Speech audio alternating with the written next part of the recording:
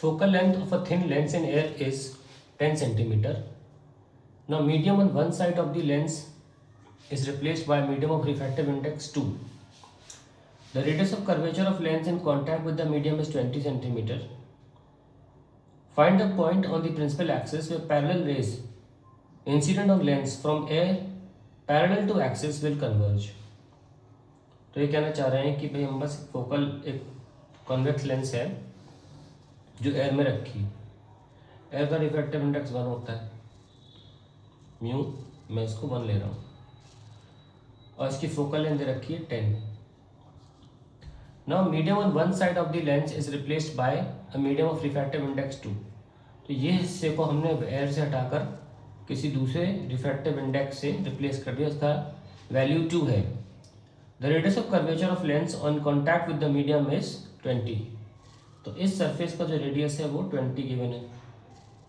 Find the point on the principal axis where parallel rays incident on lens from air यानी कि parallel rays incident on lens from air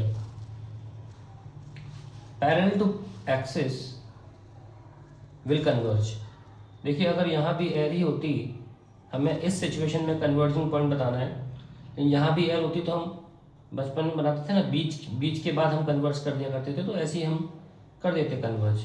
लेकिन हो क्या रहा है कि ये हम एक्यूरेटली बनाए तो पहले सरफेस ये ले आता और बाद में अगर ये एयर ही होता तो ये नॉर्मल कन्वर्ज होती, नॉर्मल है ना.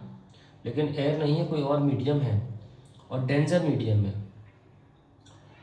लेंस का खैर हमें म्यू दिया नहीं है, पर ऑब्वियसली यहाँ कन्वर्ज नहीं होगी जहाँ पे इसको होना चाहिए, क्योंकि अब मीडियम हमने बदल दिया है. तो इस क्वेश्चन को मैंने इसलिए लिया है ताकि हम ये देख सकें कि प्रोसीजर चलता कैसे है इक्वेशंस लगाने का. तो ऐसे सवालों में जहाँ पे आपने ये बदल दिया है, लेंस फॉर्मूला नहीं लगेगा, रिफ्रैक्टिंग सरफेस फॉर्मूला लगेगा इस सरफेस के लिए. So for surface 1 we use mu1 by u plus mu2 by v is mu2 minus mu1 by r.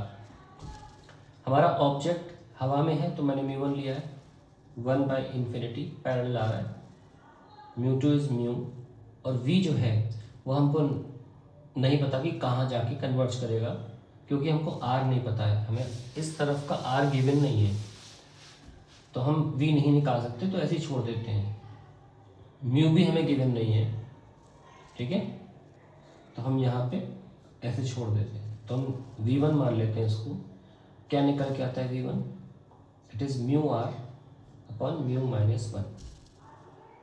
लेकिन एक बात तो तय है, ये सरफेस कन्वर्ज करेगा और कन्वर्ज करके और फर्दर अगर इस सरफेस की बात करें तो ये और फर्दर कन्वर्ज कर लेगा. लेकिन अभी हम सिर्फ एक सरफेस को काम में ले रहे हैं और सिर्फ इस सरफेस की वजह से ये कन्वर्ज ऐसे हो जाता.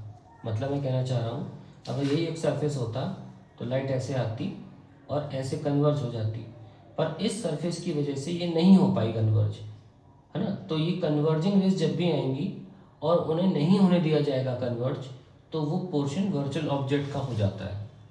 वो कोई भी रिफ्रैक्टिंग सरफेस हो या रिफ्लेक्टिंग सरफेस हो, कन्वर्जिंग रेज आ रही हैं और उनको कन्वर्ज नहीं होने दिया जाए, तो फिर डॉटेड बना के ये डिस्टेंस को वर्चुअल ऑब्जेक्ट बोल देते हैं. तो इसलिए ये जो डिस्टेंस आई है, अब ये दूसरे सरफेस के लिए वर्चुअल ऑब्जेक्ट का रोल प्ले करेगी. क्यों करेगी virtual object? I repeat again, क्योंकि ये सरफेस कन्वर्जिंग एक्शन करेगा. ये कन्वर्जिंग रेज जब आती हैं तो वर्चुअल ऑब्जेक्ट की संभावना बनने लगती है, और अगर उन्हें कन्वर्ज ना होने दिया जाए फिर तो बन गई. तो इस सरफेस ने उन्हें जैसे वो कन्वर्ज होना चाहती थी वैसे कन्वर्ज होने नहीं दिया, ठीक है, उसे थोड़ा सा बेंड और कर दिया होगा. इस वजह से हम इसको वर्चुअल ऑब्जेक्ट ले रहे हैं. अब चाहे बेंड दूर किया हो चाहे पास किया हो, उससे मतलब नहीं है, बस जो कन्वर्ज होना चाहती थी नहीं होने दिया, अब वो वर्चुअल ऑब्जेक्ट हो गया है, ठीक है. तो this will act as this distance will be virtual object distance for surface 2, ठीक है. अब सरफेस 2 के लिए चल रहे हैं, तो उसके लिए हम लिखेंगे लेंस जो लेंस का रिफ्रैक्टिव इंडेक्स है उसको मैं म्यू ले रहा हूँ, उसके नीचे मैं ऑब्जेक्ट डिस्टेंस रखूँगा, क्योंकि अब जो रे है वो इस सरफेस से, इस मीडियम से, मैंने लेंस में से μ-2 में एंटर कर रही है।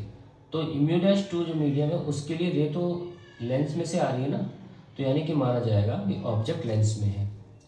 तो ऑब्जेक्ट अब उसके रिफ्रैक्टिव इंडेक्स के नीचे लिखा जाता है, तो म्यू के नीचे हम लिखेंगे ऑब्जेक्ट डिस्टेंस, यानी कि ये μr अपॉन μ-1। अब क्योंकि वर्चुअल है तो मैंने माइनस ले लिया, प्लस अब इसके नीचे लिखेंगे v, और वही जो लॉजिक लगाते हैं 2 minus mu divide by r, और इसका r में गिवन है 20।